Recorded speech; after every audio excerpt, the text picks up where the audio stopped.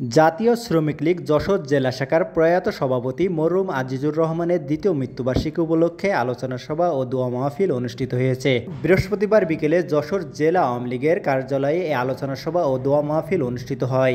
ভারপ্রাপ্ত সভাপতি সাইফুর রহমানের সভাপতিত্বে আলোচনা সভায় বক্তব্য রাখেন ও উপস্থিত ছিলেন যশোর পৌর আওয়ামী লীগের সভাপতি অ্যাডভোকেট আসাদুজ্জামান আসাদ, সাধারণ সম্পাদক এস এম মাহমুদ হাসান বিপু, জাতীয় শ্রমিক লীগ যশোর জেলা শাখার সহসভাপতি আজিজুল আলম মিন্টু, আকরাম হোসেন, ছালাউদ্দিন মোর্তজা হোসেন ও সেলিম শিকদার, সদর উপজেলা পরিষদের সাবেক ভাইস চেয়ারম্যান সুলতান মাহমুদ বিপুল, যুগ্ম সম্পাদক শাহানুর আলম শাহিন, আসাদুজ্জামান বাবলু, আরিফুল ইসলাম, জামাল হোসেন লাবু, ফয়সাল বিন আজিজ সহ সাধারণ সম্পাদক বীর মুক্তিযোদ্ধা নূর মোহাম্মদ কুটি, সাংগঠনিক সম্পাদক সৈয়দ লিটন, নিজামুদ্দিন বাবলু, টিপু সুলতান, সহ শ্রম সম্পাদক লিটন হোসেন, আবুল কাশেম, সহ প্রচার সম্পাদক তহিদুর রহমান শাহিন, সদস্য মঞ্জু শেখ, আব্দুর রাজ্জাক, শিব কুমার, মশিউর রহমান, দেলোয়ার হোসেন। দোয়া পরিচালনা করেন শ্রমিক নেতা বিপুল আহমেদ।